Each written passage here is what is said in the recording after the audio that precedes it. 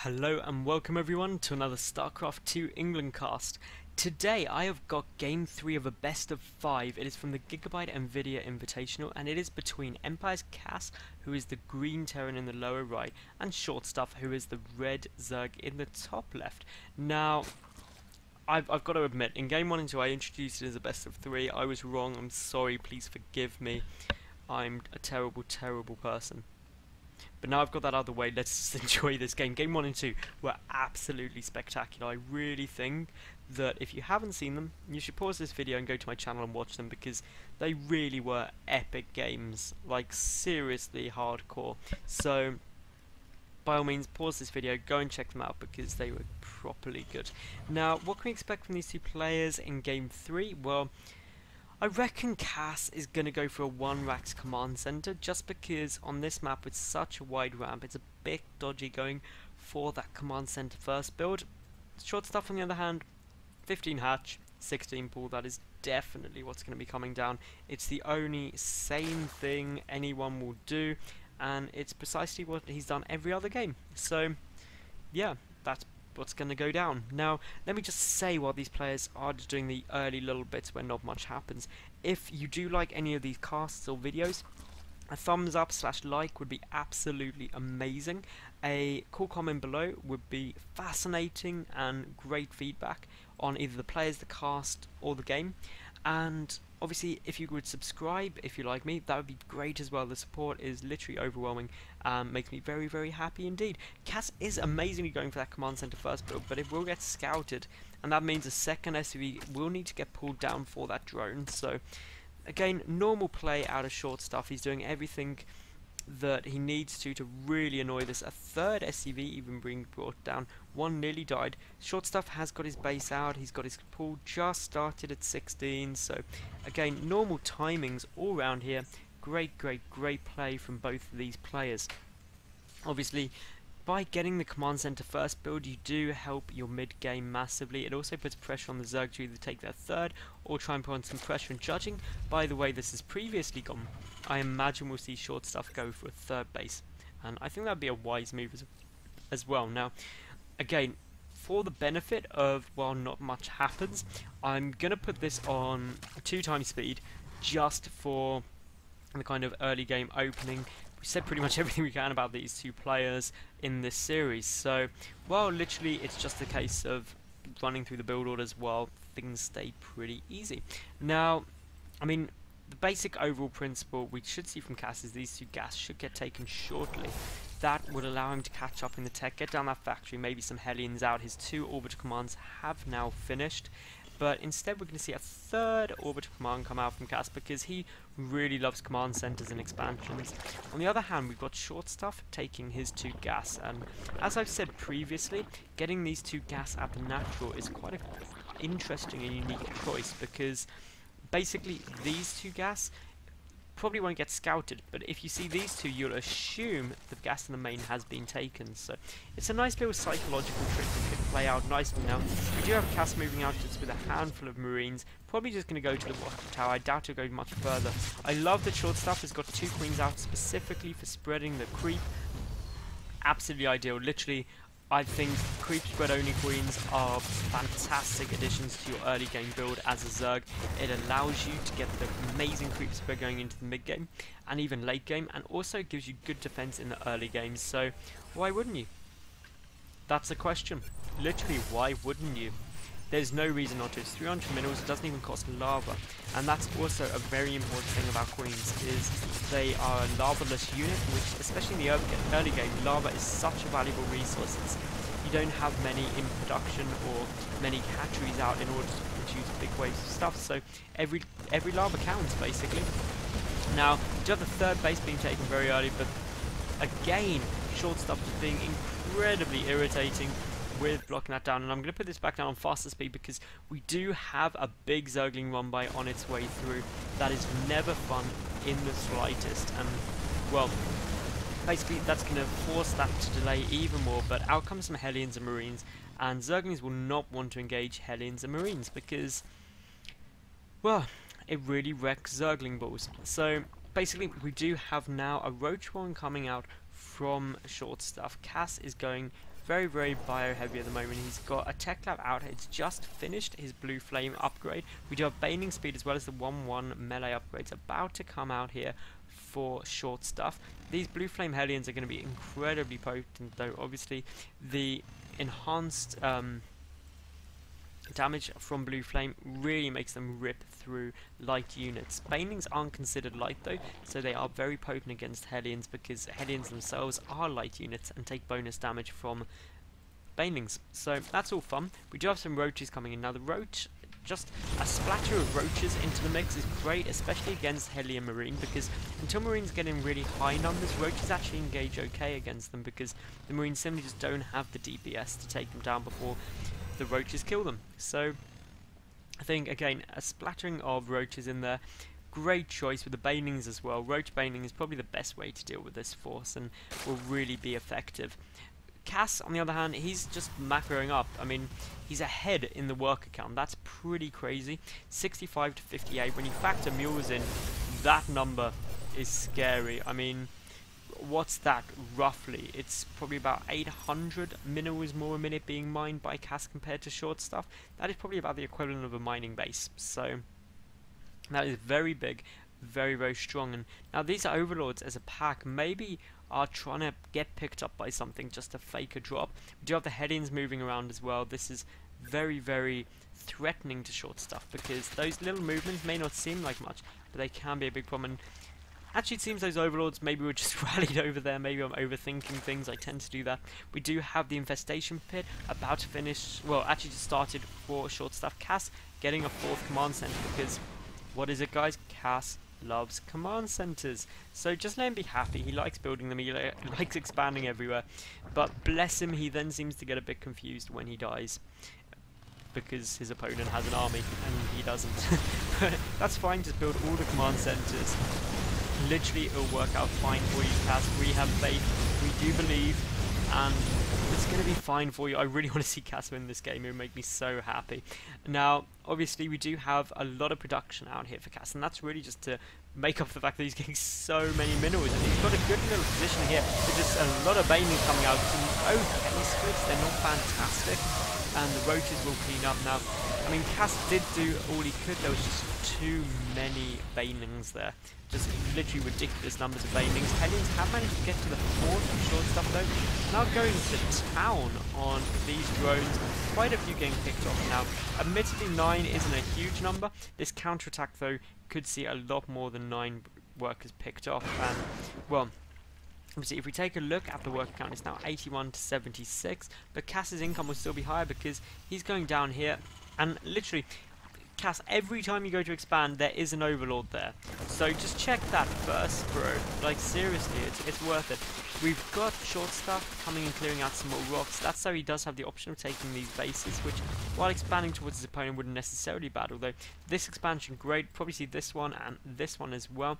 Clearing out the rocks, though, does give him a good way to come up if tanks were dropped up here. That's the other thing which could be a threat to him.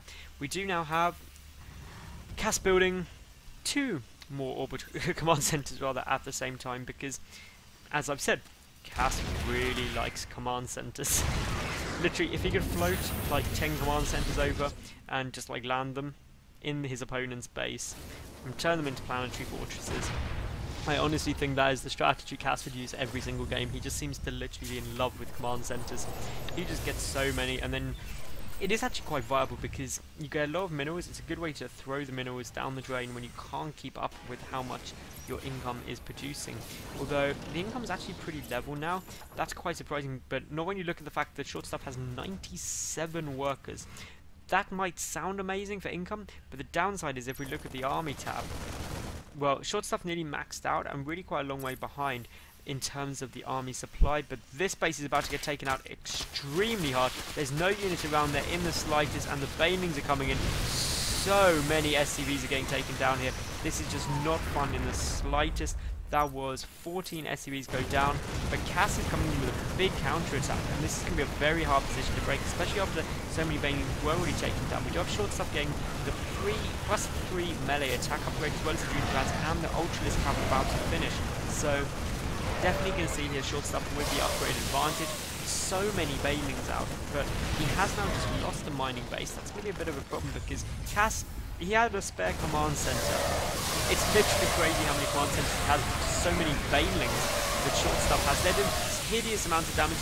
Cass desperately trying to split those marines, but is not quite managing to do it quickly enough, and the road is coming to try and clear everything out. The loss tab, though, actually shows things pretty much bang on equal, and that really shows that it wasn't a cost-effective engagement. And we do have Cass just with another spare orbital command, because literally Cass loves orbital commands. He just keeps building them. It's literally like it's an impulse. Maybe he has like a special thing about his C key. He really likes it. Maybe he's a big fan of ancient times and just keeps pressing BC, BC, BC. That's a viable explanation for it, and until Cass says otherwise, that's the one I'm going to roll with. That he is an absolute ancient history buff. He liked Egyptian times. That was his favourite, I reckon. Definitely, without a doubt.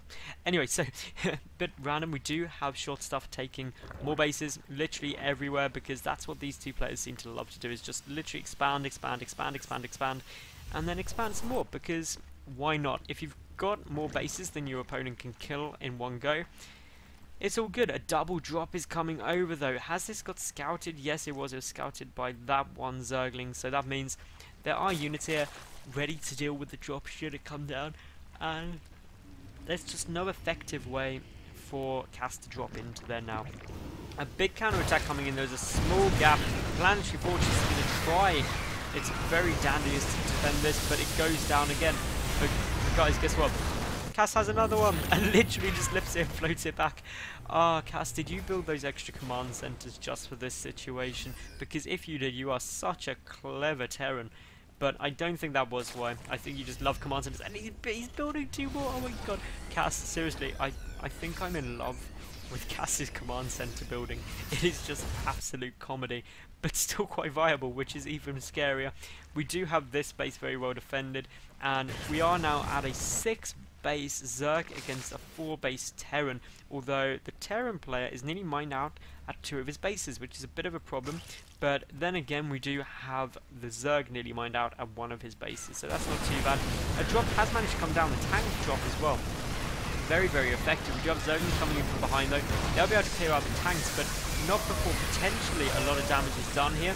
And, I mean, the Marines themselves should be able, in theory, to pick off that hatchery before any reinforcements come in, but those banelings should get there just in time. A quick attempt at a pickup, but only 4 Marines get away with their lives to go and tell the others of the hideous green cuddle monsters, which we affectionately know as banelings. But I really think they should be called cuddle monsters. I know that sounds like a bit weird, but let's face it, banelings only want cuddles. They're misunderstood. They just really want to hug people. They're like Rogue from the X-Men, just wants that physical contact, but every time it happens, things go disastrously wrong. So that's a bit of a shame, a bit of a side story about banelings in my mind, but it doesn't matter in the slice. We've got tanks, we've got Marines, we've got Thors, we've got medevacs. What's really missing? Ghosts and Vikings, but there's no need for those because I don't even think there's a Spire on the field right now. I'm just having a quick look around. I'm sure there isn't. There's a quicker way to do this. No Spire at all. So that essentially means that this is a completely ground-based force, and this could be potentially the only viable time where battleships could be useful. Battlecruisers, rather. Why do I keep calling them battleships? I don't know. What's wrong with me? But obviously, that'd be a big textbook, so it probably isn't viable, and they're useless in most other situations. Has got quite a good defensive position, though, and that was not a cost-effective engagement in the slightest for short stuff. That command center is going to come down. Still another one spare. It is an orbital command. Cass always keeps a spare orbital command. One he prepared earlier if things all go wrong, so we aren't all kept waiting for him. The work count 57 to 80, but if you look at the income, Cass is really, really hurting because he doesn't have these mining bases. He's pretty much mined out at his main. His natural is pretty much gone. His third base is getting low and has hardly any SCVs at it. So this is just where these need to be taken. Here, Cass, do it now. But more importantly, we do have a push coming in from Cass now, and there's just so many tanks here.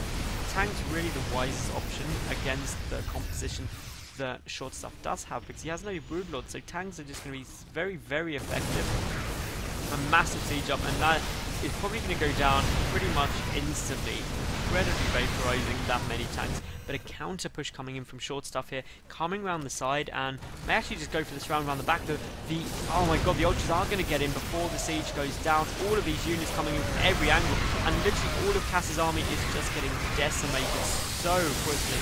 And that is a big problem right now, because yes, in terms of the units lost, shortstuff lost more resources, but he's got the income to support it. The income for both these players. Kas is now coming ahead just by a stupid amount of mules. That is ridiculous, Kas. You have 7 mules on the field. That is just madness. That is absolute craziness. And considering that you've got a lot of units running around, was there a drop somewhere, or was I just imagining things? Nope, no drop, just shortstuff wanting to run around. We've got more bases taken down. Those will take him up to 1, 2, 3, 4, 5, 6, 7, 8, 9 bases. This is a 9 base Zerg against a 5 base Terran. That is some pretty insane numbers. I'm just scouring my memory to think, have I ever cast a game where there's been 9 bases simultaneously for one player? And I think the answer is no. I think this is a new record for me in the maximum number of bases in existence. So, well done to shortstuff. I would give you a medal, but I don't know your address, so I can send it to you. And I feel if I just kind of started around looking for you at various events, it may seem a bit stalkerish. So, not going to do that. Instead, I'm just going to watch the game and really just appreciate how expansion mad both of these players are. A lot of Zerglings coming in from behind, though, a lot of banelings. The ultra numbers aren't huge, but the siege did manage to go up. That was not a cost-effective engagement at all for shortstuff. And Kas did come up very nicely there. He's back to maxed out, and that's because of his crazy high production. Really, really high on gas, though. The 3-3 upgrades on their way out for Kas. That's plus 3 Terran infantry weapons and plus 3 Terran vehicle weapons, so that's pretty crazy. The banelings should be coming in from somewhere. Where, though, I'm not quite sure. There we go. We've got a big chain of green right now, and that is just going to decimate. We do have the Spire finally coming out. That's a 26, nearly 27-minute Spire for anyone observing the build order. That was a joke for anyone who thought that was serious. Like, seriously, build orders don't go this far. It's just situational. And to be honest, in shortstuff's position, when you're on 9 bases, you just build everything. He should probably as well just get a Hydrogen. Just, you know, in case. Like, probably won't ever use them, but he's got so much money and so much production capability. May as well. We do have a big push coming in here, though, and this base is going to go down, and so is a replacement command center. That's always sad times. But Kas is doing big damage. Now we really spill what we watch. Well, base went down rapidly there. We've got base down here. All of these bases looking like they could take some big damage. That spine crawler being very annoying, just not quite enough DPS. We've got more Marines on their way over. That Marauder as well going to help. We've got shortstuff, bit indecisive on whether he's going to go and try and counterattack or going to defend. Needs to do one of them, though. Sitting in the middle, that really probably isn't your best solution to the problem, but there's just so many tanks there right now for Kas that shortstuff would have a really tough time engaging. So, I mean, those tanks take up what? Probably a good, nearly a quarter of the width of this map. That is really crazy. It's a huge line, and that's going to be very, very tough for shortstuff to deal with. And basically, this is allowing Kas to go to town at this top right 3 expansions, and they're all going to go down, and that's really going to hurt shortstuff severely. And Kas just has a stupid amount of gas banked up. He needs to find a way to spend that quickly. And I mean, just looking at all the production, I mean, yes, we've got some counterattacks coming in, and there's hardly anything there, but look at all these tanks. Kas still maxed out. He's just going to start shelling his way through. Importantly, trying to keep up those orbital commands. Is that Kas building? No, that's already up. That command center's done. Another command center. Command centers everywhere. We finally got shortstuff coming in, trying to deal with this as best he can. But just look at how much damage those tanks are doing. The banelings coming in, engaging on the tanks, and that cannot be cost effective. And it really isn't. 10,000 more resources lost by shortstuff compared to Kas. Kas did get all the medevacs out alive though. The Aspire is finished somewhere. I know I saw it in production. There we go, but it's not a great Aspire yet, so we're not going to have to worry about Broodlords. Those SCVs are long range mining. We are at 44 to 66 workers in shortstuff's favour, and this game is really getting into the super late stages right now. And anyone would think it was Terran v Terran, where this won't end until the entire map is mined out, and that is very much a plausible option at this stage of the game. A couple of Marines just kept around to see any movements, any attempts of bases to be taken, but the creep spread is what I really want to comment on. Absolutely amazing. It's halfway across the map, very potent indeed. The scan going off just because Kas wants to deal with that. It gives his opponent a way to see him coming. It also gives the speed advantages, and we will see now that actually shortstuff is again being a bit indecisive. Not sure if he wants to counter attack or really come and defend, and he can't afford to be indecisive. Do one of them definitely and then decide whether it was the right one or not. Doing neither is not the correct thing to do. A small group of Zerglings do get in, but they are 3-3. I believe Adrenal Glands is done. I'm going to check that though. Yes, it is. So those Zerglings are very potent indeed, and are going to take out quite a bit of the production capability of Kas, but more and more and more mules on their way down. Those Zerglings picking up stuff very, very quickly. This is incredibly annoying. More SCV just being left to my left. This is where I'm starting to feel that Kas's play is getting slightly sloppy. He's also putting back nearly all of his army. That's going to expose this base, which will immediately lift back up again. We should hope to see that lift up. There we go. But then we have got the fourth, which is really critical, as essentially the only base with any kind of longevity to it still could get taken down, but instead we're going to see shortstuff pull back all of his units, and he's taken more bases, so we're now up to what, 3, 4, 5, 6, 7, 8 bases, so a net loss of -1, but that's fine, that doesn't matter. Obviously Kas here is on 1, 2, 3, 4, 5 bases, so again, shortstuff only a base up now, but he is coming in with a lot of banelings. Those banelings engaging on the tanks, while it works, it's not cost effective. And if we start looking here, now about 11,000 more resources lost for shortstuff compared to Kas. A great double drop coming down here is going to pick up some bases, but if that base goes down, you want to see it lift pretty much immediately, because otherwise we're going to have reinforcements come in. That should get picked up. Kas is going to lose the majority of that force now if he isn't careful. That is a bit of a shame, but looking down here, we've just got stuff going on literally everywhere. That force base nearly mined out as well. This base is suddenly becoming absolutely critical. Both these players are getting a bit starved in terms of their income. I mean, yes, they're still up above 1,000 minerals a minute, but again, it's going to start getting hard as some of these bases get mined out and the expansions become harder and harder to hold. But this is a great Zergling run by right now by shortstuff. He's picking up everything he needs to do, and really any damage he does now is going to be very, very potent. He's getting to the point where he can start supply blocking Kas, because Kas is losing quite a bit there.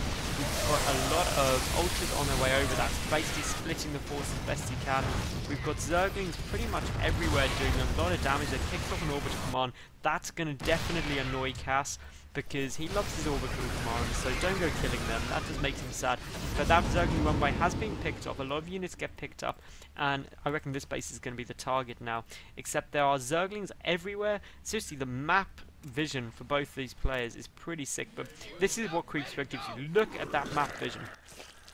Literally over half of the map is seen by shortstuff very easily, so that is very, very nice. Now we do have a drop coming down here. We do have a handful of Zerglings on the way in. The banelings will end it though, so banelings do literally put an end to every party with their hugging ways. No one wants hugs at parties. God, banelings. People want one of two things, and that is usually some kind of substance or some kind of other interpersonal contact that isn't cuddles. But anyway, we do have these drops coming down, just being irritating. They're not able to do too much, or more importantly, pick off a hatchery. That would be absolutely critical. But again, they're doing the damage.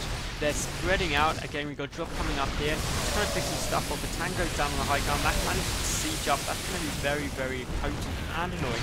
We've got some movement of shortstuff units down here, just coming to try and get in for a counter-attack. Both players very equal in terms of the supply. The worker count, though, heavily in shortstuff's favour, but obviously not hugely, because mules are a massive influencing factor. But that planetary fortress gets vaporized ever so quickly, and more SCVs and mules are going down, and Kas is falling victim to the ye old thing of if you lose workers, you've got to replace them, because otherwise you start getting very low, and that will start influencing your income, as we're seeing now from Kas, who is down to basically, where is he even mining from? He did definitely have income. It can't just be from those two. Oh no, we've got a couple of mineral patches here and mules, but Kas getting dangerously close to being mined out right now. And while he does have 3,000 gas banked up, that isn't going to be any use without an awful lot of minerals. And basically, the problem that Kas has now is no matter how cost effectively he engages, he's missing those mining bases that he so desperately requires. He is now mined out at that base as well, which is the 4th. And essentially, there are so many bases on the field for short stuff that if Kas commits to trying to take any out, even if he just loses a couple of units each time, he won't be able to afford to resupply effectively. Now, we do have those Banelings getting taken down, we have the Queen getting picked off as well, but here are the counterattacks I was talking about. All of Kas's army down at the left, so short stuff goes into the right, and also to the 3rd, and this is going to be absolutely devastating. We do have just Zerglings everywhere, the production of Kas getting taken out, and I mean, it's a kind of a last-ditch effort with Kas trying to base race almost, but I mean, the force coming down here for short stuff should be huge. He's got bases everywhere. Yes, he's just lost his own base, but he's still got a vast majority of production remaining. The production, though, for Kas is getting picked off very, very quickly. Zerglings are just a devastating force if they can get us around. All of the supply depots are going to get taken down as well, and I think we'll see a GG any second from Kas, because he's basically just going to get surrounded by units, and more importantly, he can't resupply. So that will effectively allow short stuff to engage as cost ineffectively as he wants to, because he can make units, and Kas frankly won't be able to shortly. Yes, he does have this 5th base down now, but that is his only mining base remaining, and that paints this kind of sorry picture for terms of the income, which is never fun. We do have some jobs coming down, and yes, these 2 bases are getting as best harassed as Kas can manage, but every single time he drops those marines, they take some more damage, they're more likely to die. Kas moving out with a lot of tanks. I mean, his tank count is really high at 13, that's quite good, but ultimately, while he does have a slight amount more army, once these additional reinforcements come in, it will become difficult. Plus 3 vehicle weapons and 3-2 infantry weapons armor are down, but let's look at this force coming in. This is, again, not needing to be cost effective, because every time a handful of tanks and stuff gets taken out, we've got Baneling coming from the back, and that is pretty much going to be it right now. I think we should see Kas GG shortly. He may go for one last ditch attempt, but he literally has a handful of production facilities. He's not going to be able to reproduce at the rate he needs to, and short stuff just has so many hatcheries out. He should be absolutely fine. I mean, he's got 1, 2, 3, 4, 5, 6, 7, 8 hatcheries still on the field. That's crazy. All of these Banelings getting morphed, and Kas's army getting cornered. He doesn't even know, as far as I'm aware, about these bases, so that's a problem on its own. We do have a Zergling run by as well. All of the SCVs pretty much taken out, and Kas, GG, well played, always the good manners, and that means that short stuff takes his best of 5, 3-0 in what really was an incredible series. So guys, if you did like the cast, please give it a thumbs up. Leave a cool comment below about the game, the cast, or the players. Follow me on Twitter, that'd be great as well, and subscribe, because I get new top level games up daily and the support would be amazing. But most importantly, I hope you did enjoy, and I hope you come back to watch some more games in the future. Bye for now.